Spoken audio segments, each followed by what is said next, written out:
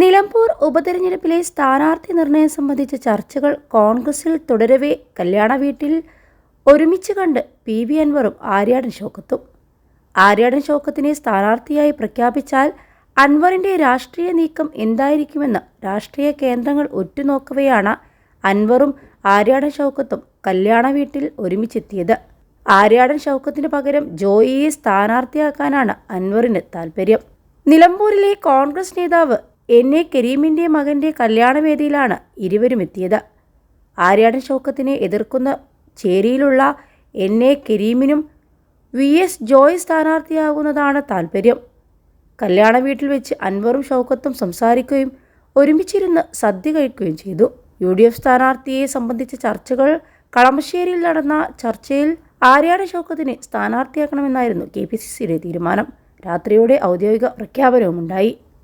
Aryadan Shoukath UDF സ്ഥാനാർത്ഥിയാകുമെന്ന് ഏറെക്കുറെ ഉറപ്പിച്ച സമയത്തായിരുന്നു UDF പ്രവേശനം ലക്ഷ്യമിട്ട് PV അൻവറിന്റെ മലക്കമറിച്ചിൽ. 21 ലക്ഷത്തോളം സന്തുഷ്ടരായ ഉപഭോക്താക്കളും 2 ലക്ഷത്തോളം തിമിര ശസ്ത്രക്രിയകളും പൂർത്തിയാക്കിയ മലബാറിലെ ഏക കണ്ണാശുപത്രി Al Salama high hospital, hospital road, Perinthalmanna. സ്ഥാനാർത്ഥി പ്രഖ്യാപനത്തിന് ഒരുങ്ങവേ അവസാന നിമിഷം VS ജോയ്ക്ക് വേണ്ടി PV അൻവർ നടത്തിയ വിലപേശൽ UDFനെയും കോൺഗ്രസിനെയും ആശയക്കുഴപ്പത്തിലാക്കി. എന്നാൽ അൻവറിന് വഴങ്ങേണ്ടെന്ന് കോൺഗ്രസ് നേതൃത്വം ഒടുവിൽ തീരുമാനിക്കുകയായിരുന്നു. സംസ്ഥാന നേതൃത്വം VS ജോയുമായി സംസാരിച്ചു. പാർട്ടി സ്ഥാനാർത്ഥിക്ക് പൂർണ്ണ പിന്തുണ നൽകുമെന്ന് ജോയ് ഉറപ്പു നൽകിയതോടെ നിലമ്പൂരിൽ ഒറ്റപ്പേരിലേക്ക് നേതാക്കൾ.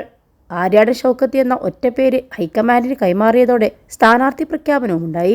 സംസ്ഥാന നേതാക്കളുടെ ചർച്ചകളിലും നേരത്തെ ഷൗക്കത്തിൻ്റെ പേരായിരുന്നു മുൻതൂക്കം.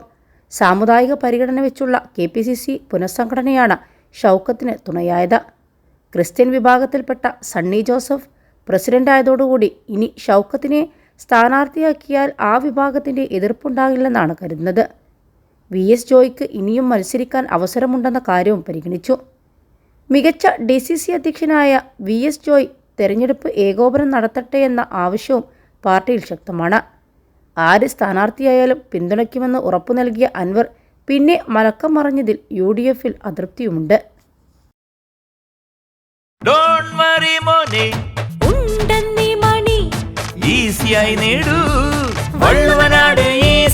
ആവശ്യം ഏതുമാകട്ടെ, പണം ഞങ്ങൾ തരും.